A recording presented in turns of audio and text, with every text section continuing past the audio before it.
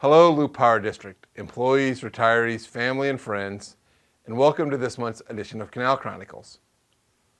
Earlier in November, we had the 2024 general elections, in which we elected a President of the United States, both senators to Nebraska, all three representatives for the state of Nebraska, and several state and local offices.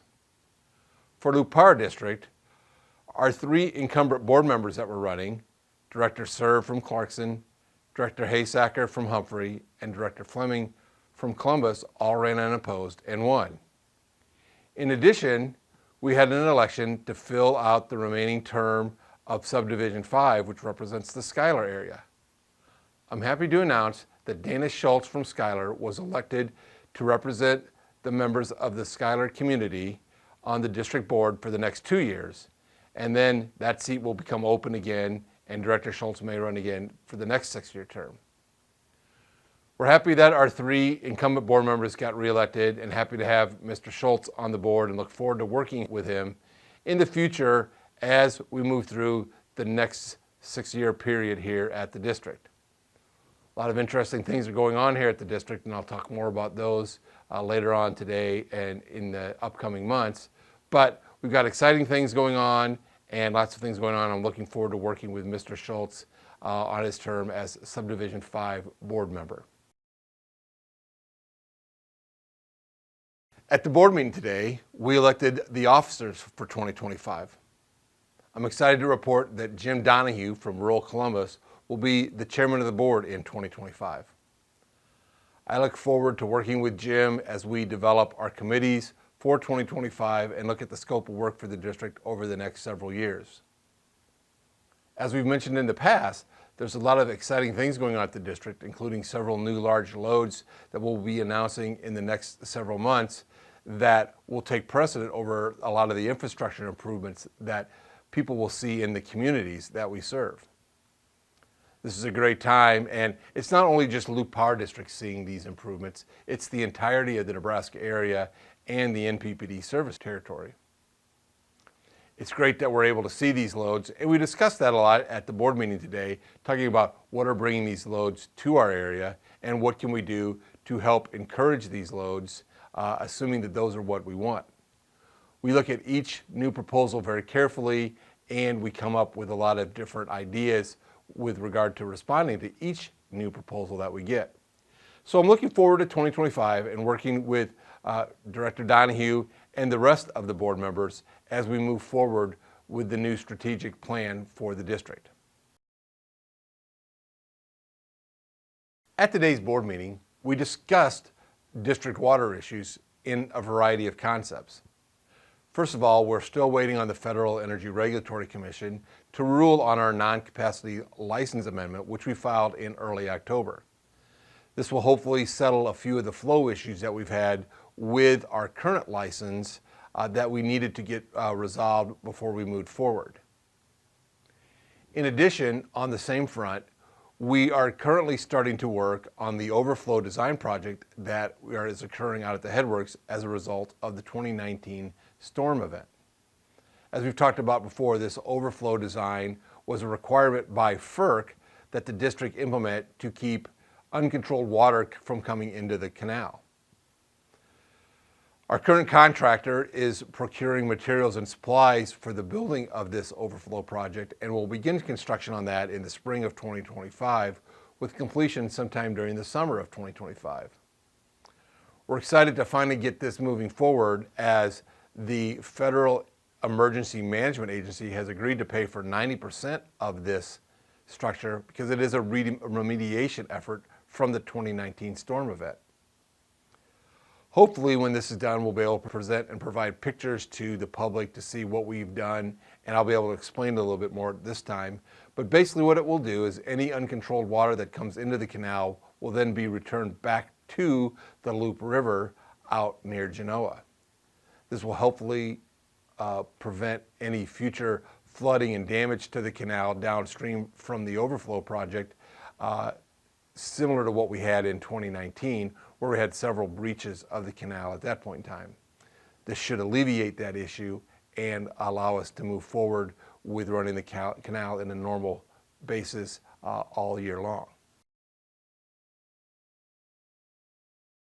Also at today's board meeting, the board approved our 2025 construction budget and our 2025 operations budget.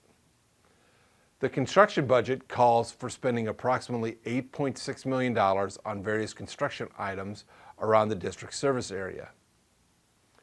We also presented the board with a future 6-year plan for budgets beginning in 2026 and going through the year 2030.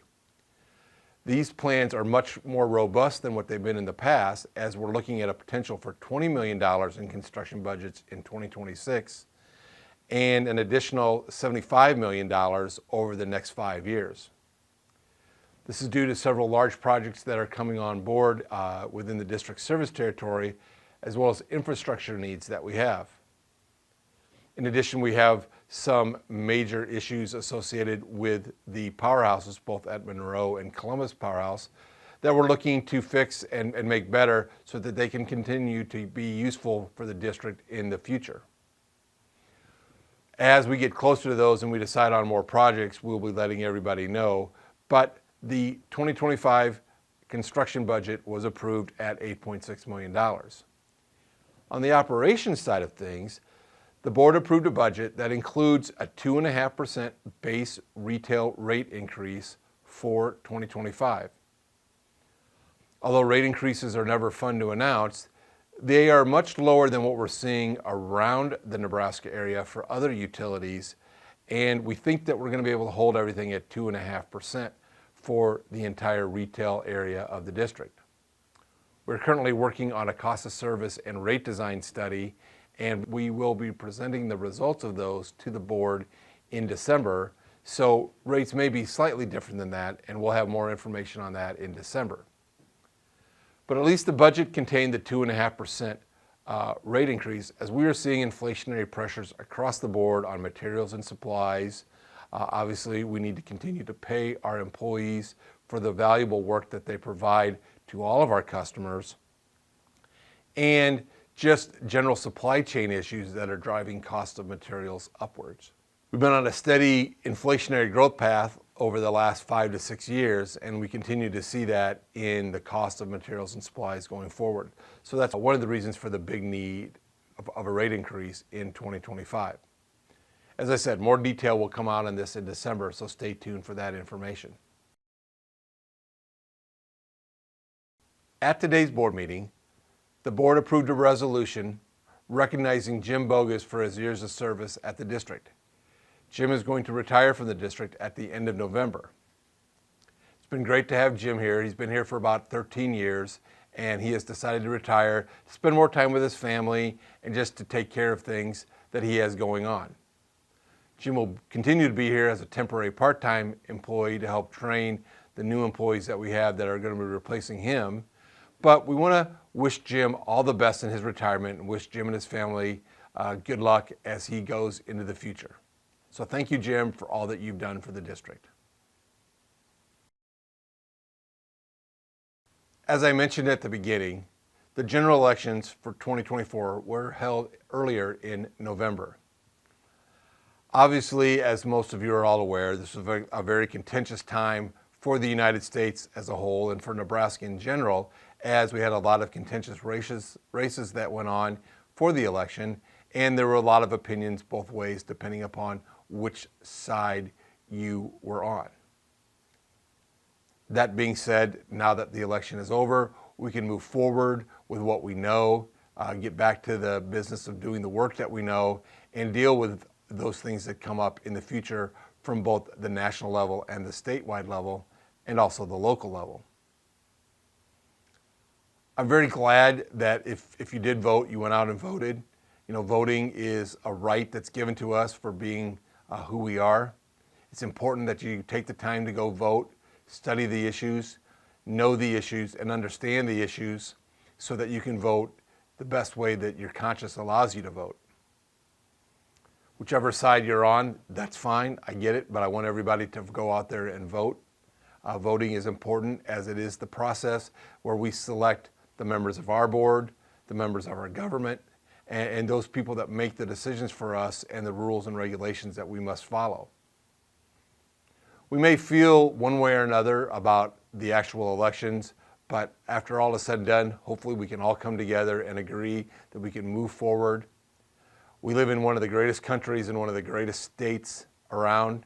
I think the United States is the best country in the world, and Nebraska is one of, if not the best state in the United States. I love living here, and I love everything about Nebraska. It's exciting to be part of what's going on right now, and I look forward to seeing how this will move forward over the next several years. Obviously, next year will be my last year here at the district, although I may still be around as a special consultant for the district on various projects. But I am excited to see how next year goes and how things go beyond next year as the district moves forward with a lot of the things that we have going on. Working with the Nebraska Public Power District and all the other wholesale customers of the district has been very fulfilling over the last several years. And as we move forward with wholesale power contract negotiations with NPPD, I think things will really start to become clear over the next several months. At least I hope they do, as this will give me some guidance as we move forward in 2025 and as the new president and CEO comes forward for Loup Power District. So I'm looking forward to working with whoever the board selects as a new president and CEO over the next several months and seeing where we go beyond 2025. So with that, and as always, be happy and stay safe.